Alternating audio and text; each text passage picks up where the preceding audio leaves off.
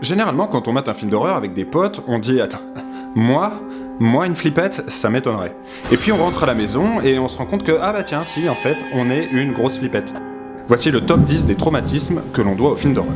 Numéro 1, quand on préfère ne pas mettre le rideau de douche, quitte à en foutre partout. Ouais, parce qu'on est à peu près sûr que dès qu'on aura tiré ce foutu rideau de douche, un type louche va entrer dans la pièce avec un grand couteau pour nous poignarder à plusieurs reprises avant de nous laisser nous vider lentement de notre sang dans la baignoire, jusqu'à ce que la femme de ménage ne tombe sur notre cadavre en état de décomposition avancée 2 semaines plus tard. Le rideau reste ouvert, point à la ligne. Numéro 2, quand on flippe à la simple vue d'un miroir. C'est con, parce que quand même, un miroir c'est drôlement pratique, notamment pour vérifier qu'on n'a pas une pomme de terre sur la joue. Mais à chaque fois qu'il y en a un dans une pièce, on flippe de voir un petit enfant mort passer derrière nous comme ça là.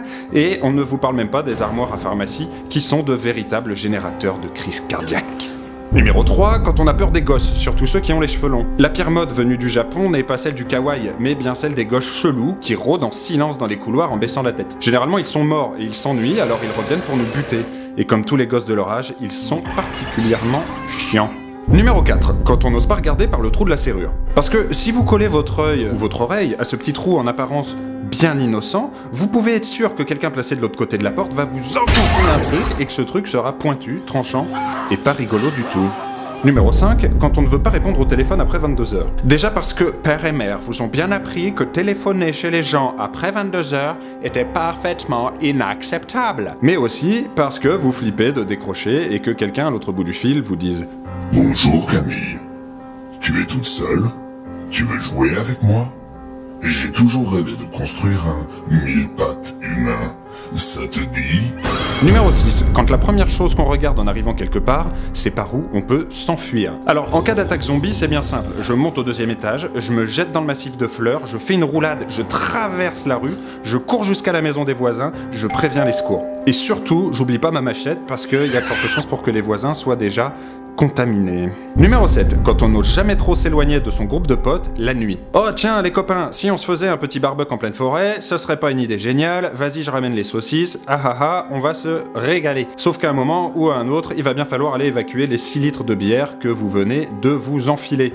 Et là vous allez vous éloigner du groupe et dire « Je vais pisser et je reviens ». Sauf que vous ne reviendrez jamais. Numéro 8, quand on vérifie toujours sous son lit, même après 35 ans.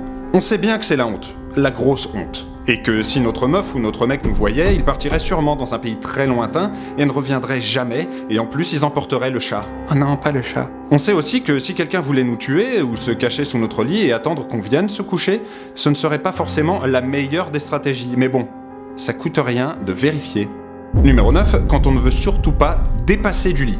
C'est connu, si on laisse dépasser son pied du lit, une main froide et fripée aux ongles dégueulasses va l'attraper et nous entraîner dans les entrailles de l'enfer. Alors que si tout est bien rangé sous la couette, eh ben on est en sécurité, et reconnaissez que c'est quand même bien foutu. Numéro 10, quand on ne fout plus les pieds au cirque à cause des clowns. Il va falloir nous expliquer à un moment le délire autour de ces foutus clowns de merde. Ces mecs ne sont pas drôles, leurs grands yeux sont flippants, et on sait très bien que leur but c'est de nous attirer dans les égouts pour nous faire des trucs en tout point éloignés du jonglage jovial et du monocycle. Alors cassez-vous les clowns, cassez-vous!